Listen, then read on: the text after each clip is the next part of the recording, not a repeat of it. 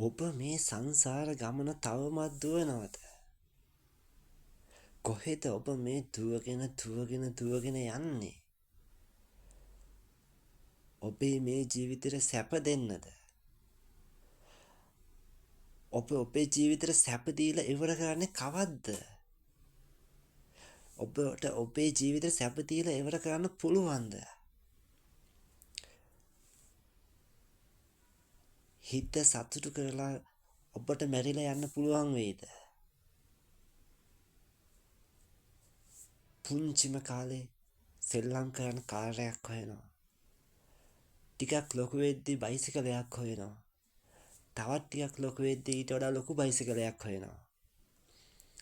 තවත් ලොකු වෙද්දී මෝටර් සයිකලයක් හොයනවා. තවත් ලොකු වෙද්දී මෝටර් රථයක් හොයනවා. ඔබට මේ හැම හීනෙකටම යන්න පුළුවන්ද? කොහෙද මේ හති දාගෙන දුවන්නේ? එක හීනයක්ද ඔබට තියෙන්නේ? වාහනයක් ගන්න නම් වාහනයක් ගන්න විතරමද? ගෙවල් දොරවල් යාන වාහන අමු සැමියෝ දරුවෝ ඒ හැම දේම පොර බැදගෙන ආසාවෙන් දුවන්නේ කොහෙද? සමහර මිනිස්සු ඉන්න අල්ලපු ගෙදර මිනිහත් එක්ක මරා ගන්න හදනවා. ගමේම මිනිස්සුත් එක්ක මරා ගන්න හදනවා. වැඩ කරන තැන මිනිස්සුත් එක්ක මරා ගන්න හදනවා. මොනවද මේ පොර බැදලා ඔබ හොයන්නේ? අද කාලේ පාරේ බහැලා යන්න බෑ වෙඩි තියලා මරනවා. මේ මිනිස්සු කොහෙද මේ දුවන්නේ? දුවන්නම් වාලේ ඔහේ දුවනවද? දැකලා නැද්ද පින්වත්නි මෙච්චර කාලෙකට?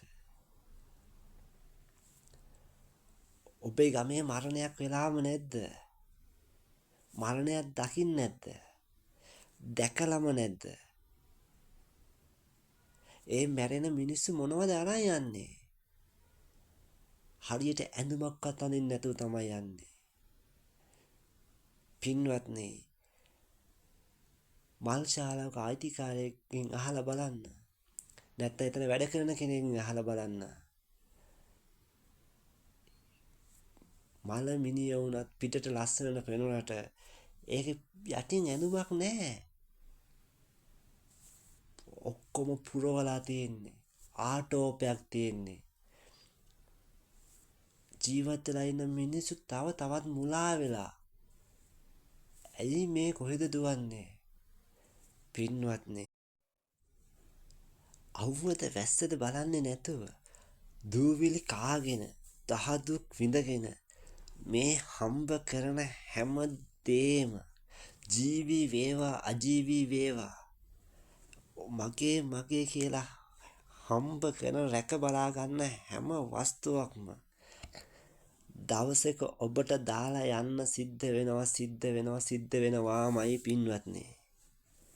ඔබේ මේ ශරීරය දුබල වෙලා යනවාමයි පින්වත්නි. මිනිස්සුන්ගේ ජීවිතවලට හීන තියෙන්න ඕනි. ඒ හීන හැබෑ කරගන්න මහන්සි වෙන්නත් ඕනි. ඒ හීන හැබෑ කරගන්නත් ඕනි. මම කියන්නේ නැහැ නිකමෙක් වගේ ජීවත් වෙලා කාලකන්ණියෙක් වගේ මැරිලා යන්න ඕනි කියලා. කුසීත කමේ දෙන දෙයක් කාලා වෙන දෙයක් බලාගෙන හිටපල්ලා කියලා නෙමෙයි කියන්නේ. මේ චතුරාර්ය සත්‍ය පොඩ්ඩක් හරි හිතට ගනිilla. පොර බදාගෙන ගහ මරාගෙන අනුන්ට ගිනි ගෙඩි දීලා පින්වත්නි ඔබලට අරගෙන යන්න දෙයක් මේ ලෝකේ නැහැ.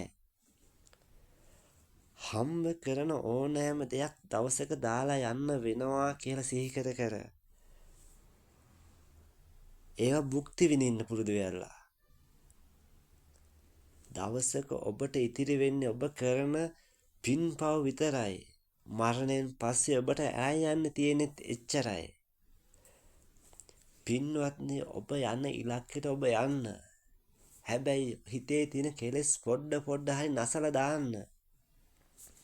ඒකට හොඳම ක්‍රමය තමයි මම දවසක මැරෙනවා කිව්වට පස්සේ තව කෙනෙකුට වචනයක් කියන්න හිතෙන්නේ නැහැ. ද්‍රෝහිකමක් කරන්න හිතෙන්නේ නැහැ. ඔබ සතිය සිහි කරන්න. ඒක පුරුදු කරන්න. පින්වත්නි, එය ඔබ සුගතියට ගෙනියන මාර්ගයට ඔබ පොඩ හරි ගෙනියාවි.